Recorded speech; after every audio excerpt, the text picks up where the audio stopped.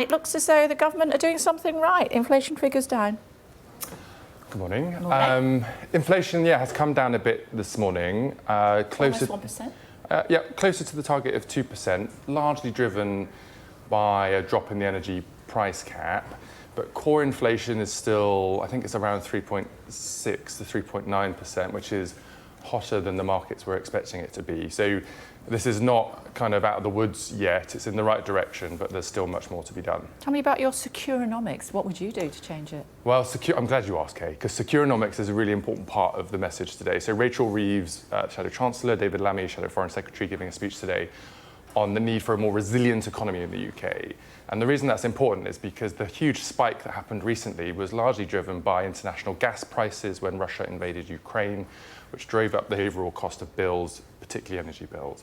Now, the one reason that the headline rate of inflation has come down closer to 2% today, even though the cost of other things are remaining a bit too high, is because of the energy bills. The problem there is that if something happens in the world and gas prices rocket again, we're going to be back into that inflationary environment with very high bills. So securonomics means in the energy context, we need to build more homegrown, secure, renewable energy with GB Energy as a first step of an incoming Labour government to be able to avoid that risk in the future. So you might be saying meh as far as this government is concerned, but the IMF has raised its growth forecast for the UK. So that surely means that the government is doing something right. Well, we were in recession 5 minutes ago, and we've kind of gone to bumping along the bottom again. And the IMF report, which I'm sure might be a follow-up question that you will ask me, was pretty critical of the UK yesterday and showed that there's much more work that needs to be done before we can get back onto a stable footing. But it's also recommended that difficult choices need to be made to stabilise public debt. So what will you do? Yeah, see, I saw the secondary question coming. The IMF... Do you want to do my job? Should we swap? You might be paid better than me, but for the time being, I'm happy to serve the people of Bristol North West. Look, the IMF pointed out that there are some very difficult problems in the UK economy. So my question is, how would you fix it? Sure. What they've also said, there was a number of things about how you get the economy back into being into a position of stability, economic stability, the first step of an incoming Labour government, but also trying to get growth back into the economy. So whether that's on what they call supply-side reform, planning reforms, unlocking investment from business, getting more training and skills out to people who are not in work, getting people back into work. These are the measures that the government can get a grip of in order to get the economy back on track and growth into the economy. OK. I was chatting to Ed Conway when the news broke, and he said it's not down as far as some economists had predicted. Mm-hmm. As a result, he was questioning whether or not we would see interest rate cuts, the IMF suggesting that we need 3 interest rate cuts in quick succession to get our economy back on track. Would you support an interest rate cut now?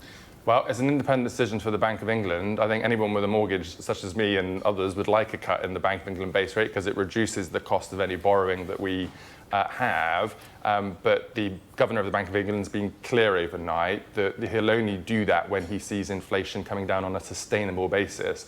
And as I said, it being slightly higher than we'd hoped for, but that core inflation figure being even higher than the headline 2%, I think means we've got some more work to do before, I assume, the Bank of England will make such a decision. So you're not expecting an interest rate cut next time we hear from them? Well, I would like one, but it's a decision for the Bank of England, and What's your prediction? You're asking me to place a bet again, Kay. No, I'm asking you to predict it. I don't know is the answer. I would like to see one, but it will be a decision based on the figures for the Bank of England in due course. Sir Robert Buckland suggesting that the compensation package for those that were so heinously let down by the British state when it comes to infected blood could be more than £10 billion. Mm-hmm. If you guys win the next election, that is going to fall at your door. How will you pay for it? Well, look, we're committed to working on a cross-party basis on compensation for the infected blood scandal, likewise with the Post Office Horizon scandal, which is back in the news today. And that £10 billion is a lot of money, but we're going to have to find it in order to give compensation and justice to those people who were so affected over so many decades. The government set out yesterday the design of the compensation scheme, but there was also some suggestion that they would be doing a lump sum settlement for the public sector accounts this year. That could still be in your door. It could be, but we have to just wait to see the detail from the government as to how that will be settled. But either way, we will find the money to make sure that But you've no idea how you're going to pay for it at this stage? Well, it depends how the government pays for it and if they've paid for it before the election or not, in order for me to answer your question more accurately. They're making interim payments of I think £250. Yeah, but it's been suggested... But there will be more payments coming. Yeah. And if you win the election, whatever that might be, it will be at your door. I'm asking you if you have any idea how you're going to pay for it. Yeah. So we'll make the compensation payments, but the government said they might draw down the £10 billion now in one lump sum, either through borrowing or through elsewhere, and then the compensation payments can come out of that account through the arm's length body. Okay. My point is, if they do that before the election, I don't need to worry about finding it because it'll already be there. Yeah, you still have to pay for it, though. I will still pay for it, Yeah. What do you make of Israeli War Cabinet Minister Ron Dermot telling my colleague Yalda Hakim on The World last night that there's no famine in Gaza and there never has been? I didn't see the interview. That's what he said. I'm surprised by those comments, given the reports that are coming out of Gaza, where there's obviously a horrible and tragic humanitarian crisis, and we know that aid is desperately needed and not making its way in quickly enough. So I'd be surprised by that characterisation, but as I say, I didn't see the interview. OK, well, that's exactly what he said. Does this give us the impression that the Israeli War Cabinet is turning its face away from what's happening in Gaza at the moment? That's a question for the Israeli cabinet. No, I mean, the Labour Party's position has been consistent for some time, which is that we don't support any further land incursions into Rafah. The aid needs to be made available as quickly as possible, and an enhanced amount of aid. And we need to get back to a position of peace and political dialogue through a ceasefire and the release of hostages from Hamas back to Israel.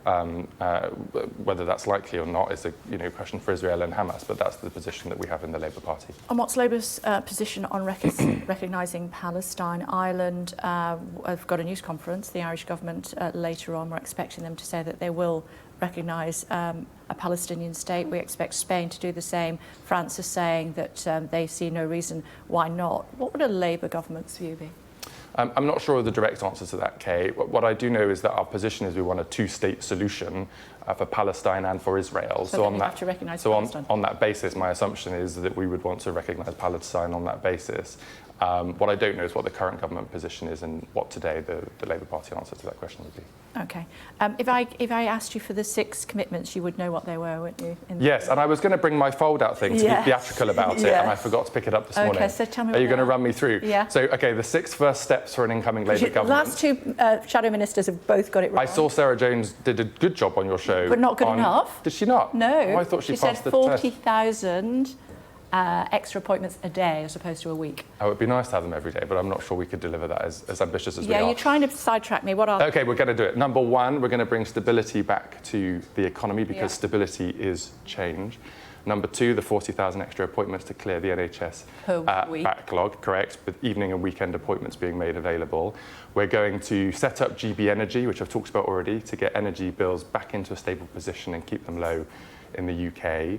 We're going to set up a new border security command to take control of our borders and to help stop the small boats coming in. We're going to hire additional police and community police officers, 13,000 of them, in order to tackle antisocial behaviour and get police back on the street.